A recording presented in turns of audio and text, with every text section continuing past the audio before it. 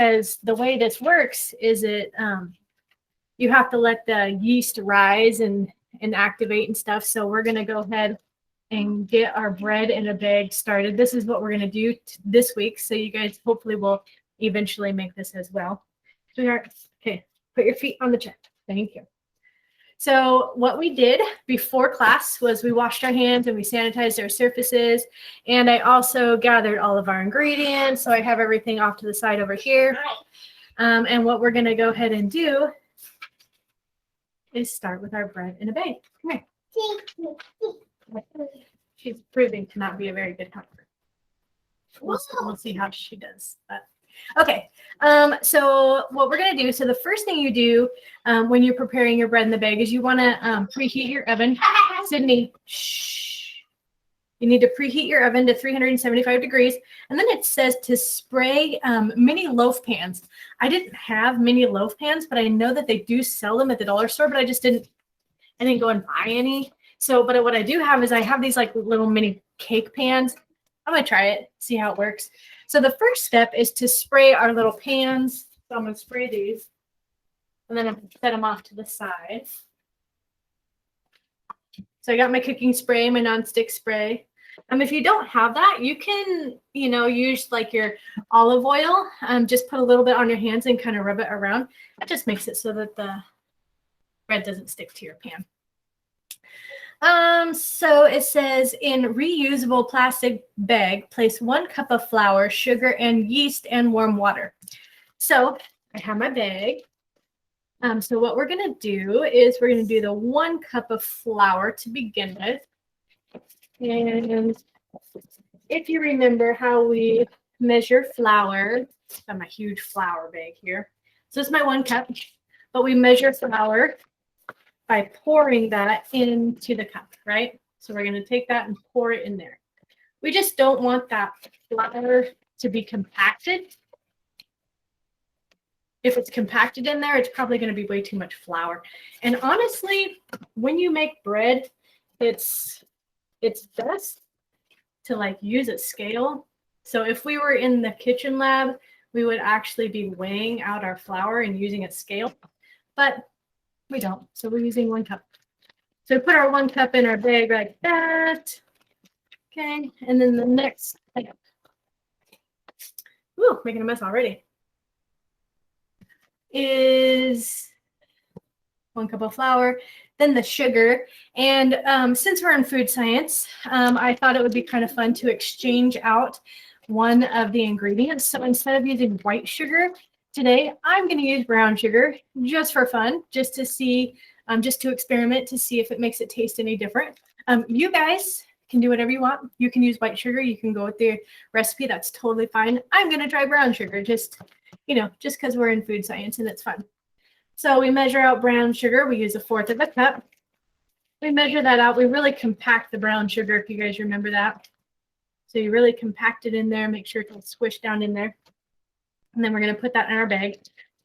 Yeast is kind of fun because what we actually do when we used yeast in our bread is we're actually like feeding and waking up yeast. So in order to feed yeast, we have to feed yeast sugar. So anytime you're making bread with yeast, there's always going to be sugar in there. And that's to help feed that yeast. So the next thing we're going to do is 1 package of yeast. So I go to the store and I get these. They're perfect. They're already measured out. A lot of recipes call for like a packet of yeast. And this one calls specifically for instant yeast. So that's the kind that I got from the store. So I'm just going to use 1 packet. So you just tear that open and dump that in.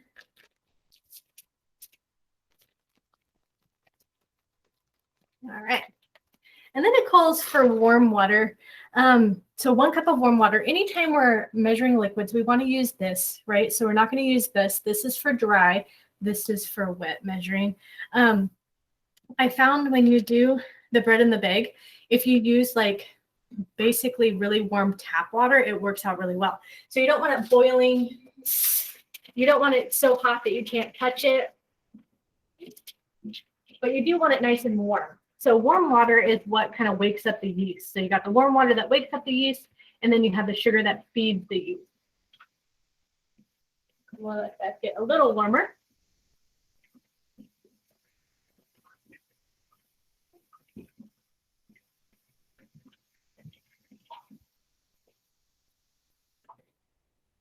All right, that looks to be about a cup. I'm just going to make double sure. Oop, that's a little bit too much.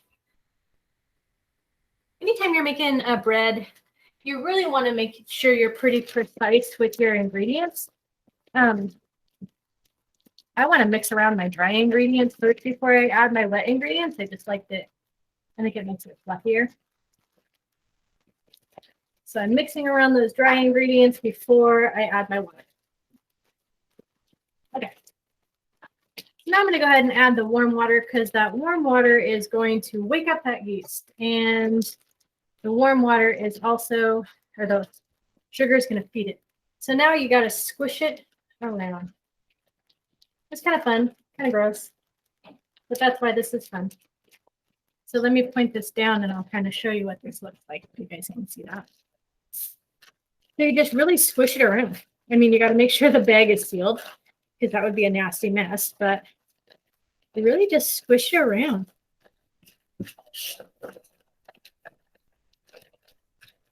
So what's going to happen is that warm water is waking it up or feeding it with the sugar. So at this point, we're going to take this and we're going to set it aside for 10 minutes. So we got it pretty squished around. I don't really feel any lumps in there. So I'm going to go ahead and set that aside for 10 minutes. Okay.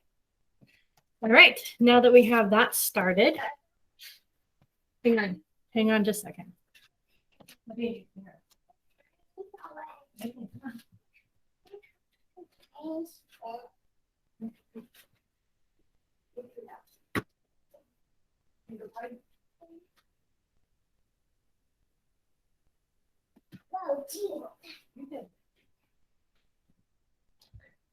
Okay, so while that is resting over there for 10 minutes, sorry, I'm late. My alarm didn't ring. That's okay. No worries. I'm glad you're here now.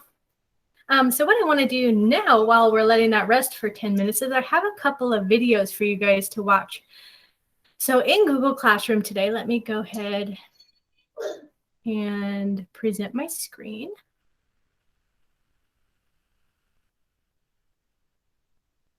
Okay. So for Google Classroom, go into classwork, and there's two links. So this is your bread in a bag link. And then this over here is a video that we're going to watch today. So students will be able to use this link or their time to make bread in a bag. Students will list how to properly activate yeast. Sydney, shh. Sorry, she is wild today. So this is the assignment for this week is this bread in a bag. And we'll go through that in just a second. But what I wanted to do was show you a couple of videos. So the first one is actually slide number 4. So the right way to activate the dry yeast. And there's actually some questions to it right here. So I'm going to actually go ahead and play that video.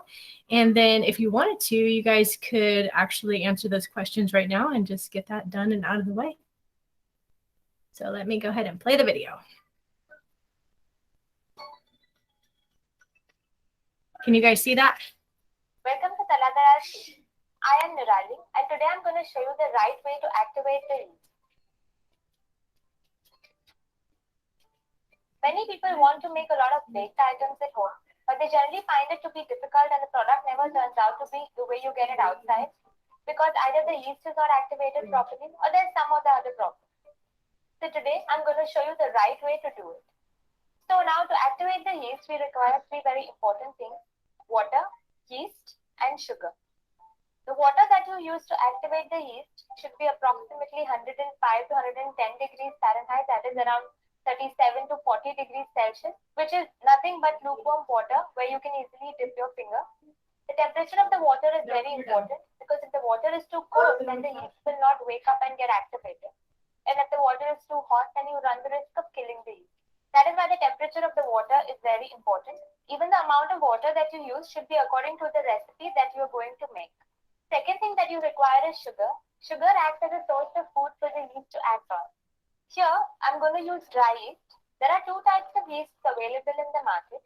Here, I'm going to use active dry yeast. The other type of yeast that is available is instant yeast, which doesn't require any kind of activation and can be directly added to the dough. Active dry yeast, on the other hand, requires activation. That is, it needs to be dissolved in water before it is incorporated in recipe. If you are trying to replace active dry yeast with instant yeast, then the amount that you use will be lesser because instant yeast is more concentrated.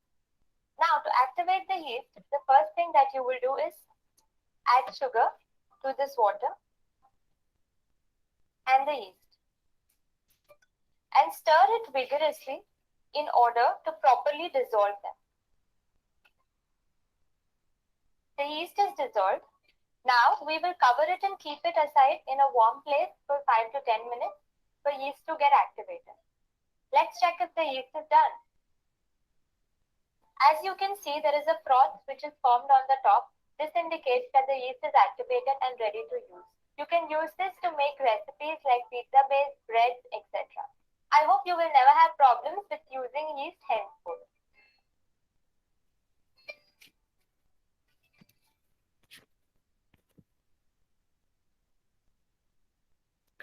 Okay, hopefully you were able to see that.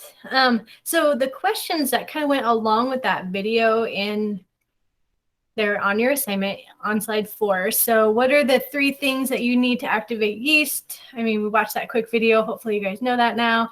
How hot does the water need to be to activate that yeast? What happens if the water's too cold or too hot? Number 4 is sugar acts as a source of blank for the yeast to act on. Number 5, what are the 2 types of yeast? How long does the yeast need to sit in the warm water and sugar? Number 7, what forms on the top to show what forms on the top to show that the yeast is active? And then critical thinking right down here. What would happen to your bread if the yeast is not activated? So those are the 8 questions that you'll quickly answer. It just goes along with that video, so that shouldn't be too difficult. Anybody have any questions about that? So we're kind of learning about yeast today. We're doing a fun little bread in a bag thing. So, okay, so let's go back here. So we're doing bread in a bag this week. These are your basic ingredients. So cooking spray, flour, sugar, active dry yeast, like I showed you. You can get it in the packet or the jar.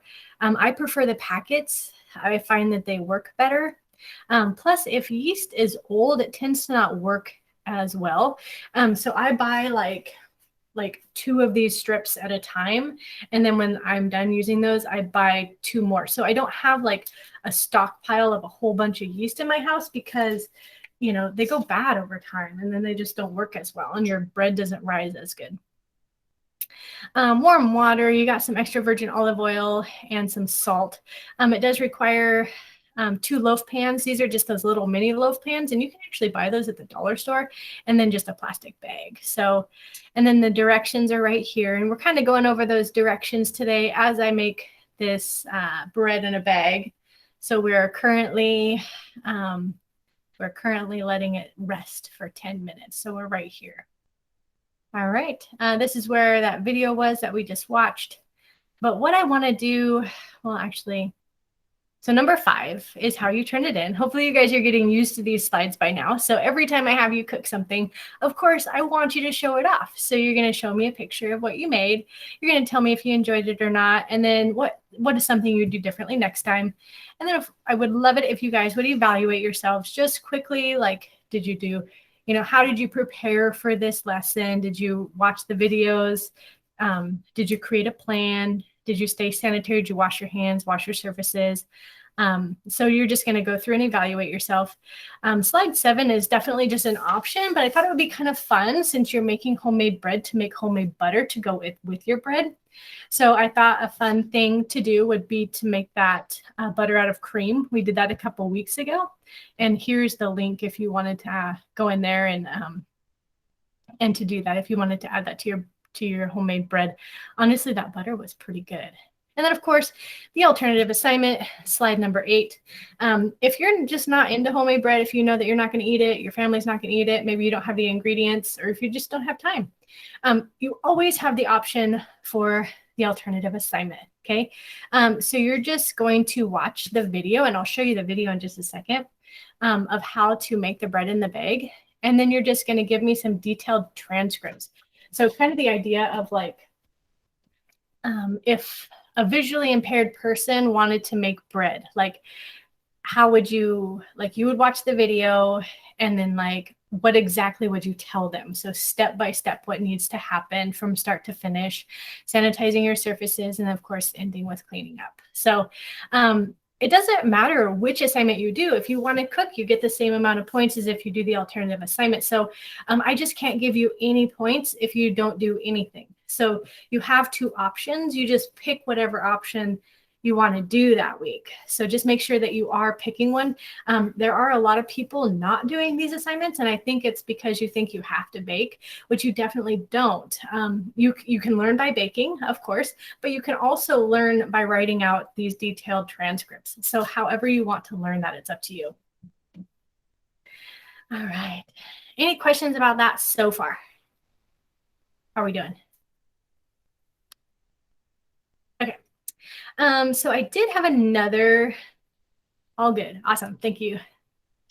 So here is, so if you go back to the assignment, I always try and give you like the link to where I got my inspiration for this assignment. So here's the website. So if you click on that title right there, Best Bread in a Bag, it takes you to this website right here.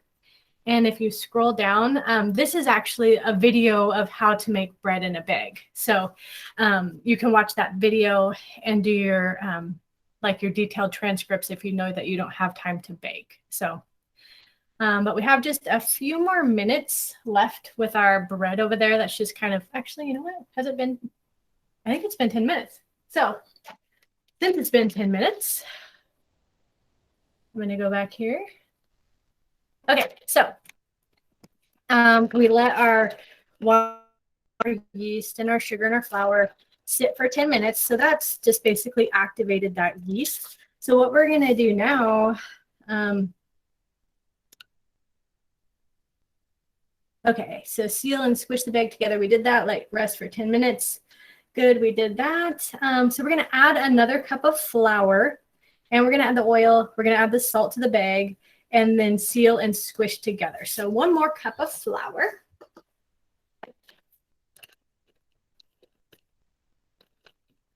I love making homemade bread. It always smells so good.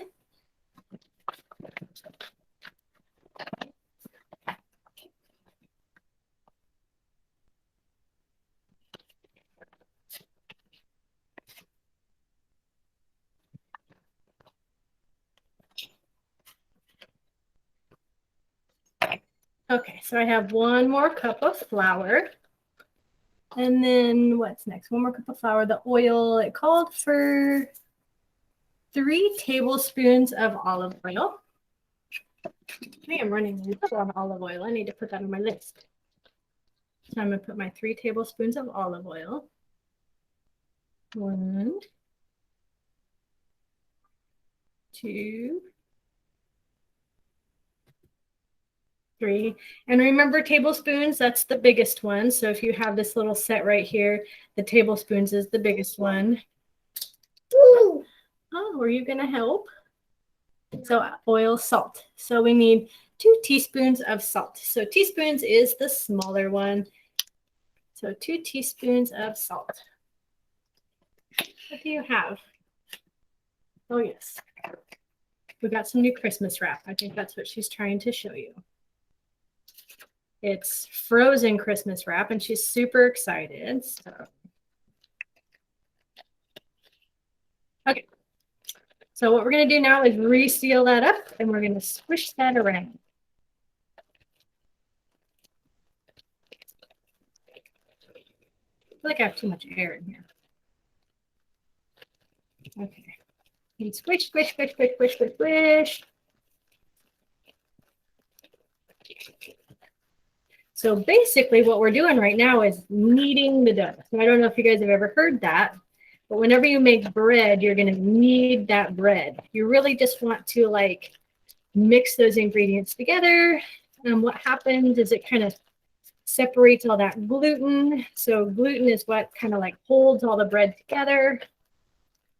All right, I feel like I mushed that together pretty good. And now we're going to add 1 more cup of flour. So it's looking pretty goopy and gross right now, but it won't look like that soon.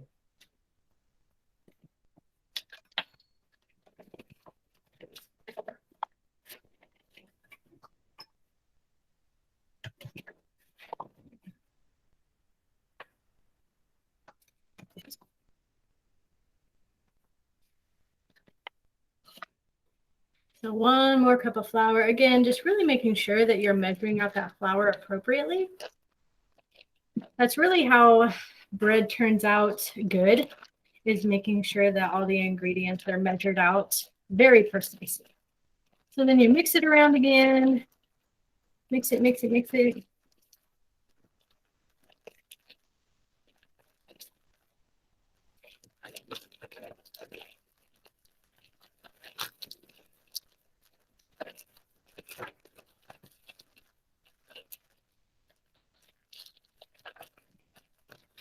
When I was in college, I did an internship at a primary school. I worked with a group of second graders, and we learned some healthy recipes with these little second graders. It was kind of fun. And this was one of the things that we did with them, was make this bread in a bag. So if anybody has little cousins or little siblings, this is a really cute, fun thing to be able to do with them. I thought it would be fun to do with my daughter, but obviously she has no interest. Not interested at all. Just really mixing that around.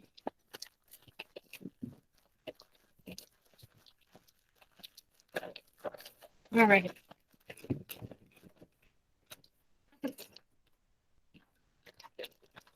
So if you look in there, it's looking a little better. It's kind of starting to peel off the sides a little bit. So at this point, you would actually dump out that dough onto a floured counter and start kneading. This is the fun part. This is why I like making bread. You just got to get messy. So you get your flour, just spread it all over the counter. And then you're just going to dump that right on here. And don't worry, honestly, this sticky dough looks like it's really hard to clean up, but it's not at all. Just a warm rag cleans it off the counter, no problem. All right. Some of it kind of stuck in the bag.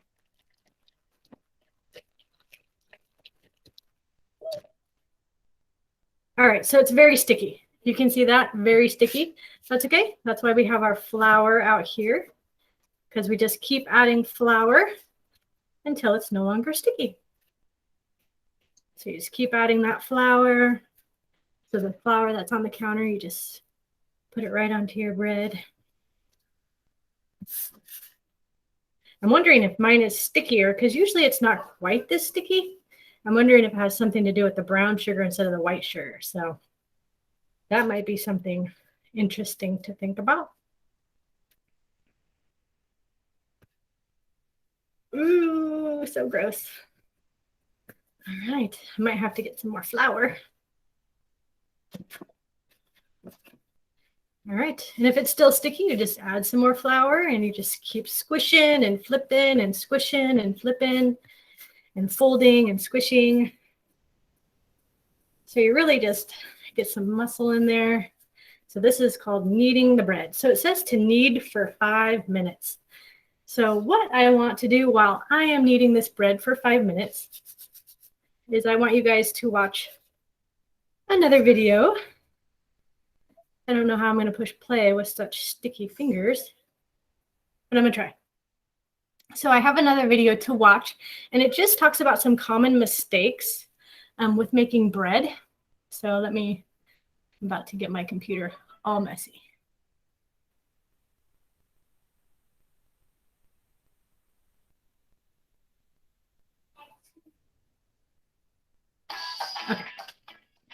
makers, I heard from a lot of you that you want to do more bread baking in 2020, like sourdough, more no-knead doughs, and just other basic bread recipes. Now, I am all about this because I love bread making, but I thought it's really important before we get stuck into it that we cover some of the 7 most common bread making mistakes so you don't make them in the future. Let's get started with number 1. Weighing your ingredients accurately. And this is really important when it comes to bread making because it's all about precision. You know from my recipes, I do cups, grams, and ounces because I come from Europe and we use grams and ounces. The thing about grams and ounces is they're way more precise, so get yourself a really inexpensive weighing scale so you always have it for bread making. When measuring in cups, your volume can vary, and with bread making, you really want to be like exactly precise. So tip number 2, I say this often, don't let salt and yeast come in direct contact with each other. So when you're putting your ingredients in the bowl, put salt on one side of the bowl and put your yeast on the other side. You can mix them into the flour, and then after that, they can be mixed together. Just make sure that they don't go in one on top of the other. Salt will kill the yeast. Tip number 3, inaccurately adding too much water. Now, this is a common mistake, and I'm going to tell you how to avoid it. When you're mixing up your dough and you're adding in your liquid, only add in enough liquid until your dough forms one ball and it cleans the bottom of the bowl. So at the end, you've got a clean bowl and you've got a ball of dough. You don't want it to be too soggy, otherwise your bread is really difficult to work with. Tip number 4, not covering your dough at all stages. Now this is really important. In case you didn't know, dough and air are actually not best friends.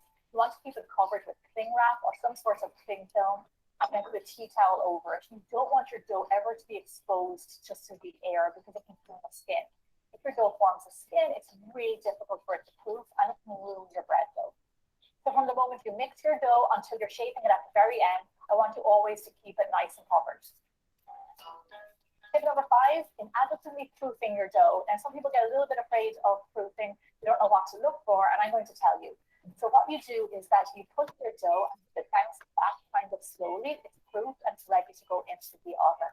If you overproof the dough for too long, you don't have time to get it into the oven. The end result will be that your dough is very flat. So you just want to make sure that you don't overproof it. Another sign that an overproofed dough is that it's covered in cling wrap and you peel it away and your dough sticks to the cling wrap. That is overproofed. Tip number 6.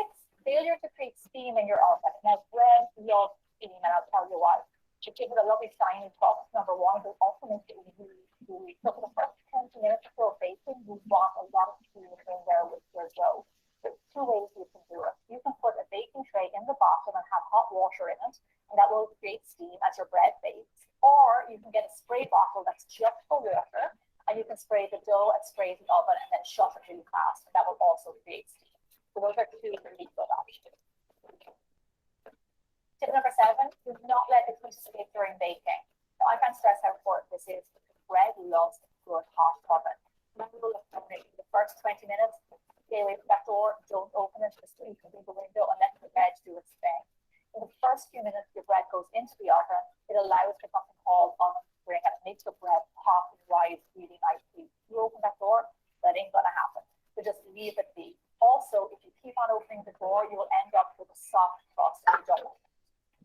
Now that you know the 7 most common bread making mistakes, go forward and make killer bread. Thank you so much for watching. I really hope you found this useful. Stay tuned for more. Alrighty, so as you were watching the video, I continued to knead the bread.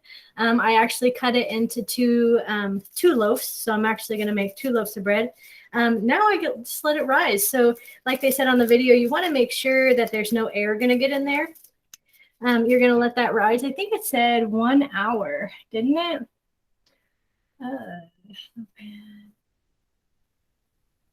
Oh, so you're going to cover it in plastic wrap, and then you're going to cover it with a towel, and then you're just going to let that rise for a half an hour, and then it goes into the oven, and then you get some amazing homemade bread for your dinner. So what I wanted to do also today was show off, of course, I already had some students hand this in, which is really quick. I was very surprised, but one student actually did a variation of the recipe and I thought it was great. So I really wanted to show that off. So I'm going to try and make this bigger so you guys can see this. The student actually made bread in a bag and added cheese and jalapenos. So that sounds absolutely amazing. I bet it tasted even better than it looks. So that's something you can definitely do with your bread.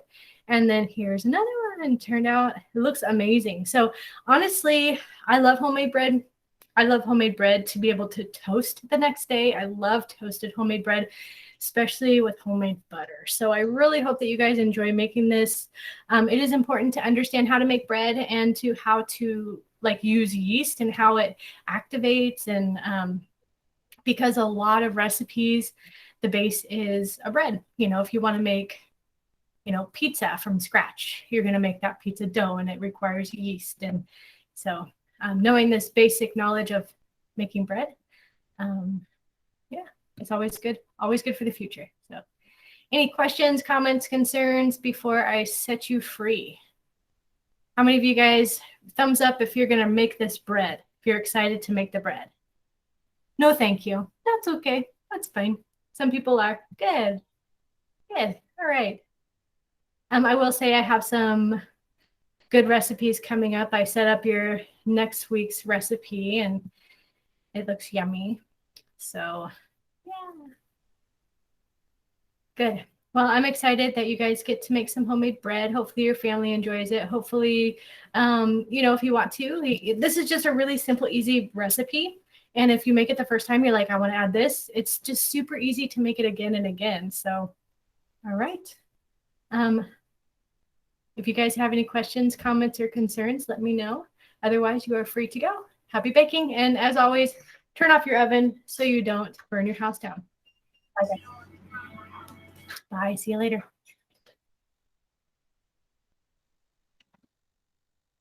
Bye, Kara. See you later. Bye, Naba. See you later.